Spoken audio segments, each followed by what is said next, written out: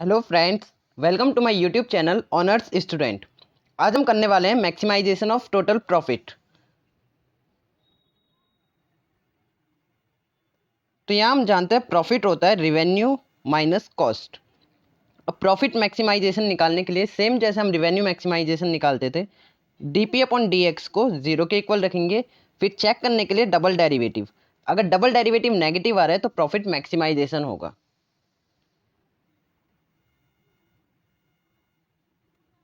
Then अगर P 0 है यानी प्रॉफिट कुछ हुआ ही नहीं है, उस समय revenue is equal to cost होगा, क्योंकि P होता है रिवेन्यू माइनस कॉस्ट। अगर ये 0 के इक्वल में है तो revenue is equal to cost हो जाएगी। देन अगर हम इसका DP अपॉन डी एक्स भी 0 आएगा तो इसका मतलब ये हो सकता है कि DR अपॉन DC यानी कि रिवेन्यू का डेरिवेटिव एंड कॉस्ट का डेरिवेटिव दोनों ही इक्वल आ जाए। और DR अपॉन DC को हम कहते हैं मार्जिनल रिवेन्यू और DC अपॉन DX को कहते हैं मार्जिनल कॉस्ट। तो फ्रेंड्स, मेन फोकस हमारा यहाँ पे रहेगा प्रॉफिट मैक्सिमाइजेशन पर। तो चलते हैं कुछ क्वेश्चन देख लेते हैं। क्वेश्चन है, एक cottage toy industry achieve daily profit function PX। यहाँ पे प्रॉफिट फंक्शन हमें दे रखा है। यहाँ पहला क्वेश्चन है, how many toy industry must manufacture and sell per day to achieve maximization profit. तो मैक्सिमम प्रॉफिट को अचीव करने के लिए वो कितने टॉय बेचेगी। तो यहाँ पे पहले प्रॉफिट मैक्सिमाइजेशन के लिए हम क्या करते हैं, DP अपॉन में DX।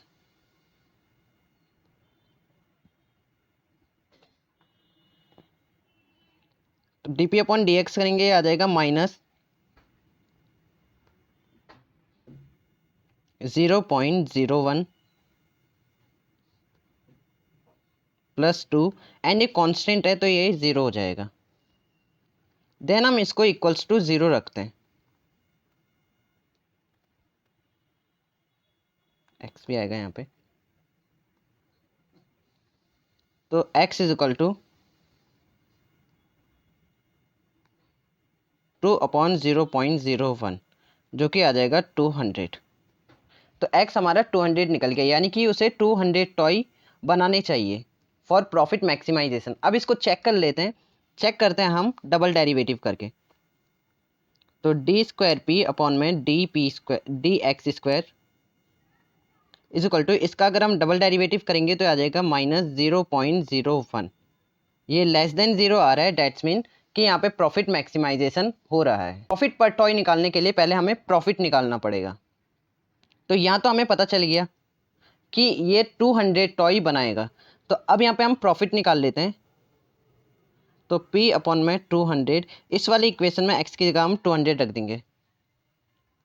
तो हमारे पास आ जाएगा -0.005 200 का स्क्वायर प्लस 2 इंटू 200 -75। इसको सॉल्व करने पे आ रहा है ₹125। तो 125 रुपीज़ का हमें प्रॉफिट हो रहा है। तो अभी कह रहा है कि प्रॉफिट पर टॉय निकालना है हमें।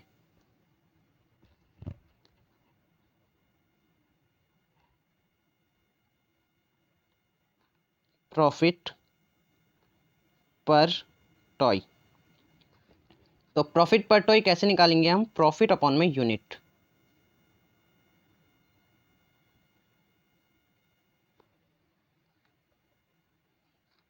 तो हमारा प्रॉफिट निकला था 125 रुपये का, यूनिट आई थी 200।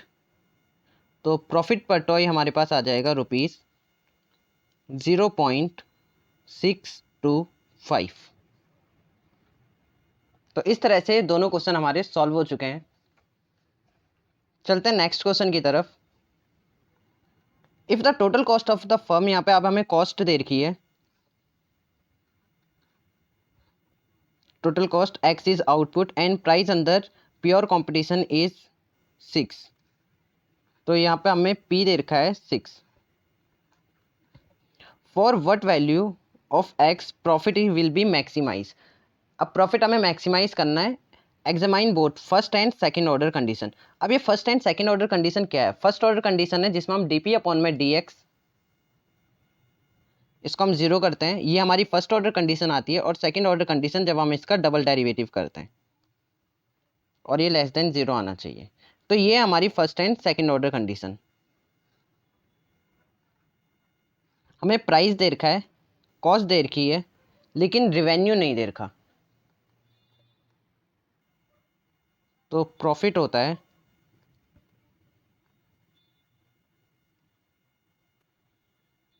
रिवेन्यू माइनस कॉस्ट, और रिवेन्यू होता है प्राइस इनटू क्वांटिटी। तो यहाँ से प्रॉफिट हमारा निकल जाएगा, प्राइस था 6x माइनस कॉस्ट, कॉस्ट है 1/3x³ minus 5x² plus 30x plus 10। आगे इसको हम सॉल्व करेंगे तो हमारे पास प्रॉफिट निकल जाएगा minus 1/3x³ minus 5x², 6x और 30x। एक मिनट, कॉस्ट यहाँ पे माइनस होती है तो माइनस में सारे साइन चेंज हो जाएंगे, ये माइनस का एंड ये भी माइनस का। तो ये माइनस कॉस्ट है तो सारे साइन नेगेटिव हो जाएंगे।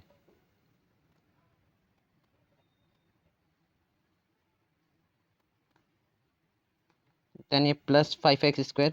अब ये 6x और ये माइनस 36 है तो यहाँ पे आ जाएगा माइनस 24x माइनस 10। अब यहाँ से हमें प्रॉफिट मैक्सिमाइजेशन निकालना है both first and second order condition. तो by the first order condition हम निकाल लेते हैं।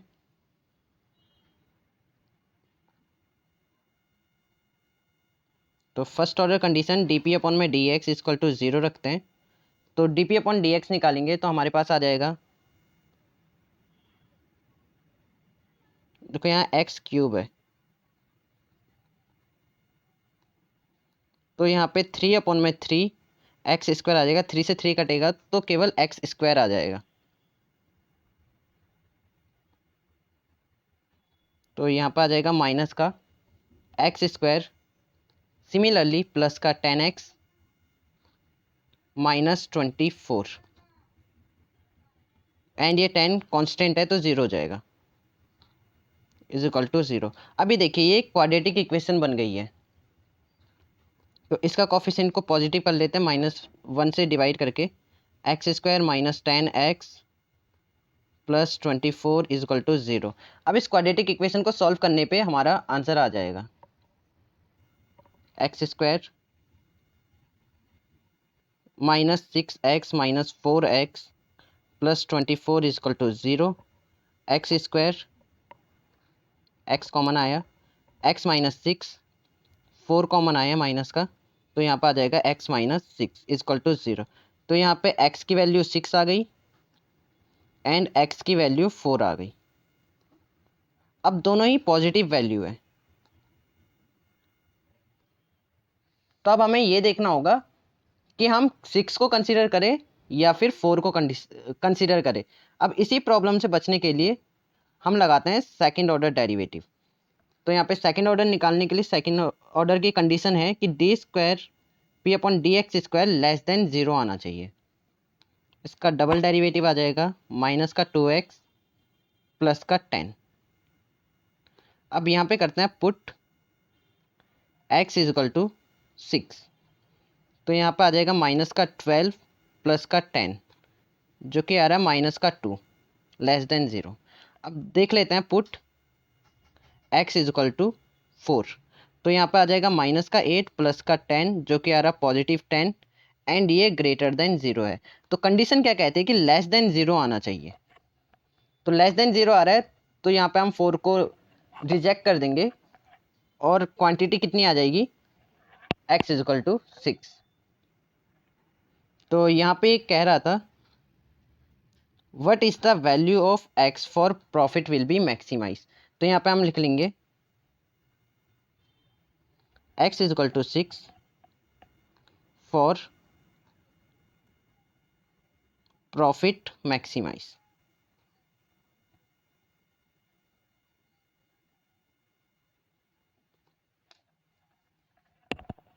चलते हैं अब आगे। अब आता है ऑप्टिमम ट्रेड इन टाइम। अब इसमें हमें दो बातों का ध्यान रखना है। एक जो टाइम होगा, इसमें हम मशीनरी का टाइम देखते हैं कि मशीनरी को कब रिप्लेस करना है, कब रिपेयर करना है। तो टाइम को हम टी से डिनोट करते हैं, और average cost of repair and average cost of replacement दोनों का हम मिनिमम देखते हैं। अब मैं ये पहले भी बता चुका हूँ, जब भी प्रॉफिट होता है या रिवेन्यू होता है उसमें हम मैक्सिमम लगाते हैं और कॉस्ट में हमेशा मिनिमम लगाते हैं। तो यहाँ क्वेश्चन है the average cost of repair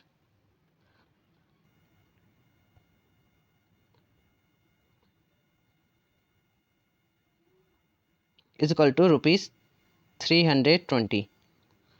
Number of repair is given.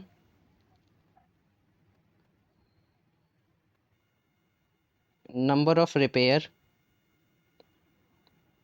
is equal to 1 upon में 2 t 3/2। अब यहाँ पे हमें आगे देखते हैं और क्या क्या दे रखा है। द रिप्लेसमेंट कॉस्ट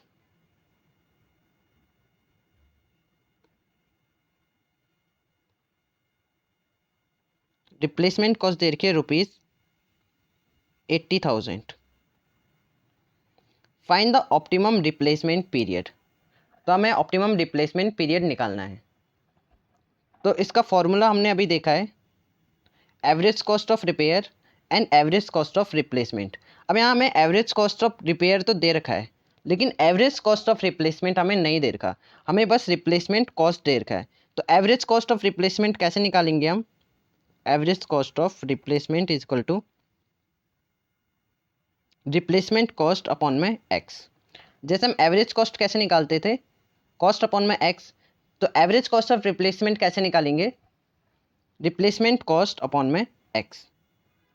तो ये कितना आ जाएगा? 80,000 अपॉन में एक्स। तो अब हमारे पास दोनों ही चीज़ें अवेलेबल है, average cost of repair, average cost of replacement. लेकिन यहाँ पे जो है टाइम टी में दे रखा है, तो इसलिए हम यहाँ अपॉन में टी लगाएंगे। Hope it's clear. ये देखिए यहाँ पे टी में टाइम दे रखा है। ये था एवरेज कॉस्ट पर रिपेयर 320 और नंबर ऑफ रिपेयर इतना था। तो एवरेज कॉस्ट ऑफ रिपेयर हो जाएगा आर अपॉन में टी। तो इसको टी से डिवाइड करने पे आ जाएगा 1/2 टी। 3/2 माइनस 1 करेंगे तो यहाँ पे आ जाएगा 1/2। अब यहाँ पे एवरेज कॉस्ट निकालेंगे, तो रिपेयर पर कॉस्ट था 320 और एवरेज रिपेयर निकला है टी अपॉन में 1/2 टी की पावर हाफ। तो यहाँ पे आ जाएगा 160 टी की power 1/2 average cost of repair. तो एवरेज कॉस्ट ऑफ रिपेयर आ गया 160 टी की power 1/2 plus average cost of repair अभी हमने निकाला था, average cost of replacement 80,000 upon में T.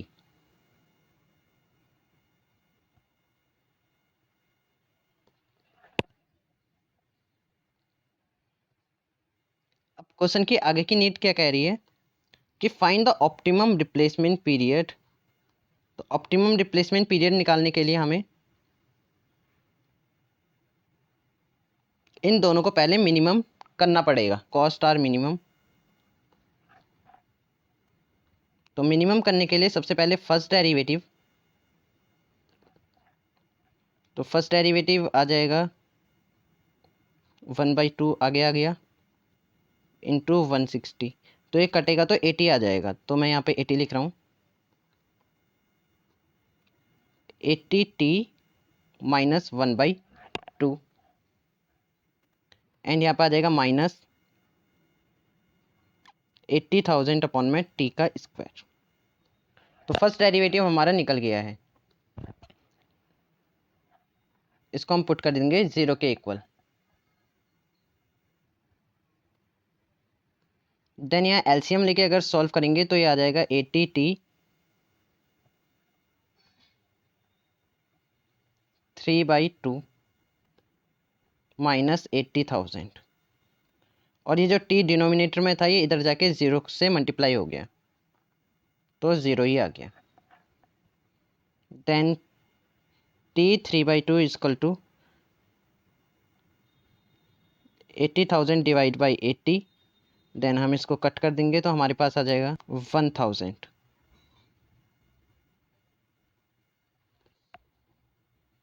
Then t is equal to 3/2 1000, और ये हमारे पास आ जाएगा 100। तो अब यहाँ पे हमारा टाइम निकल गया है, ऑप्टिमम रिप्लेसमेंट पीरियड। तो वो रिप्लेसमेंट टाइम हमारा निकल गया है 100।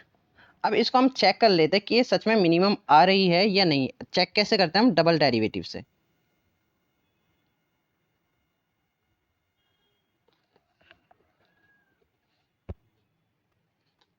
तो ये हाफ नीचे जाएगा, 1/2 इंटू 80 होगा तो ये यहाँ पे 40 आ जाएगा,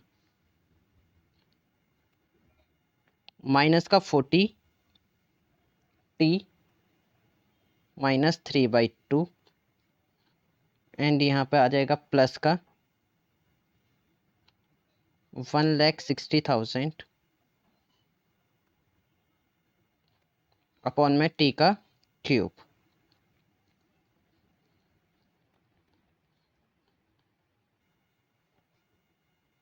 forty t 3/2 is equal to 1,60,000। This implies that t 3/2, अब ये 40 से डिवाइड होगा तो यहाँ पर आ जाएगा 4000। अब टी 3/2 4000 आ रहा है, जो कि हमें क्लियरली दिख रहा है कि ये पॉजिटिव है, यानी कि ग्रेटर देन 0 है। तो यानी मिनिमम में हम देखते हैं कि पॉजिटिव आना चाहिए डबल डेरिवेटिव। तो डबल डेरिवेटिव पॉजिटिव आ रहा है, डेट्स मीन कि ये मिनिमम भी है। तो ऑप्टिमम टाइम कितना हो जाएगा इसका? 100। अब देख लेते हैं कि यूनिट क्या ईयर है या मंथ है। Time in month. तो ऑप्टिमम टाइम हो जाएगा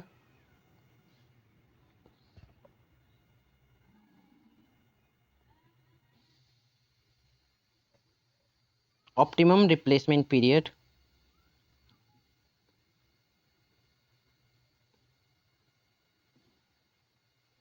इज इक्वल टू 100 मंथ।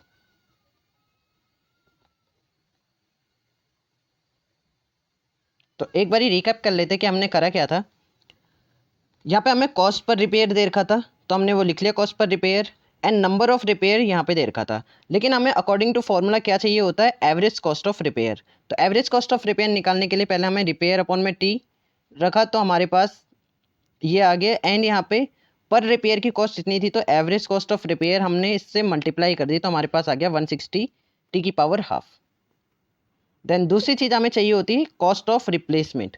तो कॉस्ट ऑफ रिप्लेसमेंट के लिए यहाँ पे क्या क्या इन्फॉर्मेशन दे रखी थी? रिप्लेसमेंट कॉस्ट दे रखी थी। तो रिप्लेसमेंट कॉस्ट को हमने अपॉन टी से करा, तो एवरेज कॉस्ट ऑफ रिप्लेसमेंट हमारे पास आ गई। अब दोनों की कंडीशन क्या थी? कि दोनों मिनिमम होने चाहिए। तो दोनों को मिनिमम बनाने के लिए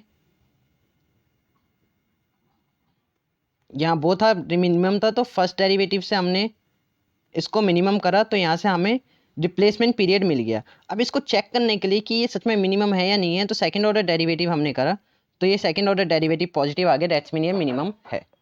इस तरह से क्वेश्चन सॉल्व हुआ है। चलते हैं एक लास्ट क्वेश्चन की तरफ।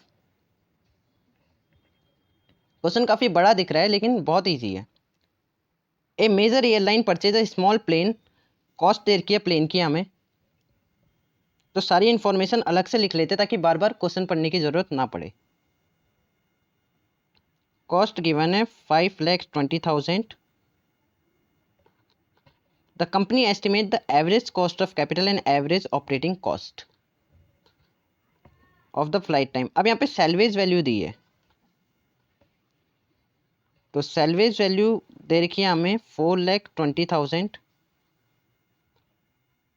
Minus 10,000 x. अभी आगे बढ़ने से पहले ये देख लेते हैं कि इन दोनों का कोई रिलेशन है या फिर नहीं है।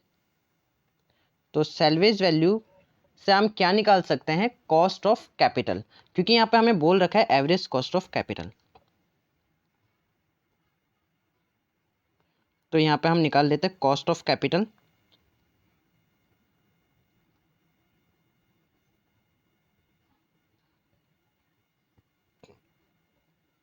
$5,20,000 माइनस सैलवेज वैल्यू माइनस होती है, 4,20,000 and minus minus plus 10,000 x. तो कॉस्ट ऑफ कैपिटल हमारी निकल गई है 1,00,000 प्लस 10,000 एक्स। अब यहाँ पे लेकिन बोला है estimate average cost of capital, तो यहाँ एवरेज कॉस्ट ऑफ कैपिटल भी निकल जाएगी।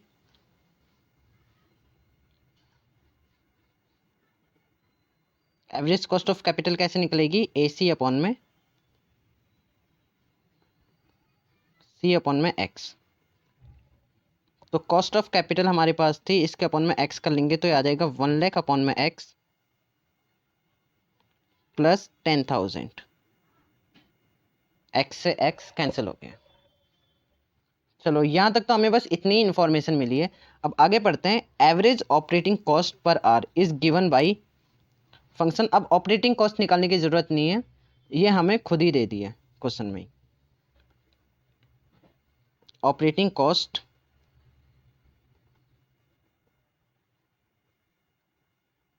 $800 plus 0.40x। Determine how many hours of plane should be flow before replacement. तो यहाँ पे बेसिकली हमें रिप्लेसमेंट पीरियड निकालना है। To minimize the sum of average cost and operating cost, तो यहाँ पे निकाल लेते हैं। तो सबसे पहले मिनिमाइज द सम निकालना है हमें।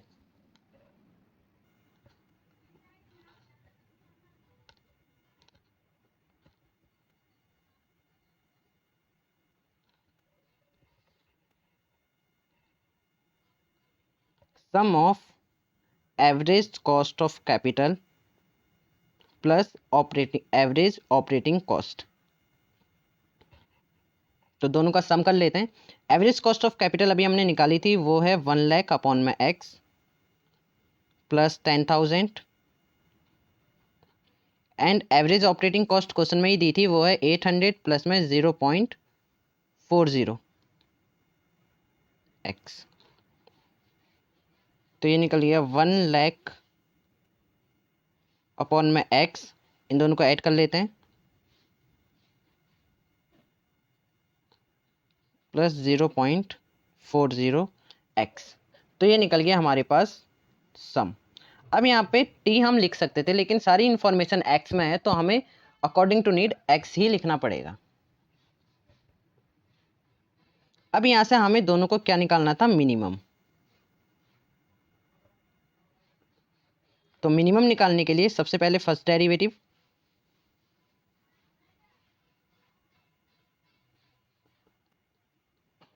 तो इसका फर्स्ट डेरिव करेंगे तो ये आ जाएगा माइनस का 1,00,000 अपॉन में x² plus constant term 0 and यहाँ पर आ जाएगा 0.40 इज इक्वल टू 0 पुट करते हैं, देन एलसीएम आएगा तो यहाँ पर आ जाएगा 0.40 x² is equal to 1,00,000 and ये x यहाँ 0 में मल्टीप्लाई हो जाएगा, तो यहाँ पे x² is equal to 1,00,000 divide by 0.40, यह आ जाएगा 2,50,000। अब यहाँ x² था तो x के लिए यहाँ पे रूट चला जाएगा और रूट 2,50,000 होता है 5,000। तो x हमारा 5,000 निकल गया। अब देखते हैं 5,000 की यूनिट क्या है। Determine how many hours the plane should fly, तो x की यूनिट हो जाएगी r। इतने r प्लेन उड़ सकता है। अब देख लेते हैं कि ये क्या सही निकला है, और चेक करने के लिए हम क्या करते हैं, डबल डेरिवेटिव। तो यहाँ डबल डेरिवेटिव करेंगे, तो इसको चेक करते हैं। ये प्लस का 1,00,000 अपॉन में एक्स क्यूब जो कि ग्रेटर देन 0 है, यानी कि ये हमारा सही निकला है। तो अब मिनिमम कॉस्ट ऑफ प्लेन हमें और निकालना था इसमें।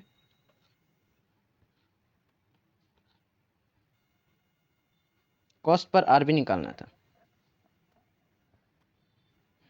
तो यहाँ से तो हमें पता चल गया कि 5000 आर उड़ेगा, तो इसकी कॉस्ट क्या आएगी। तो cost per hour is equal to 1,00,000 upon में एक्स था, तो एक्स की जगह आ जाएगा 5000 प्लस 10,800 प्लस 0.40 5000। ये वैल्यू यहाँ से ली गई है।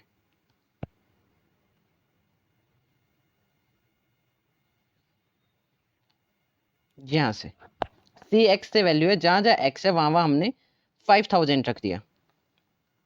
तो इसकी कॉस्ट आ जाएगी ₹14,800।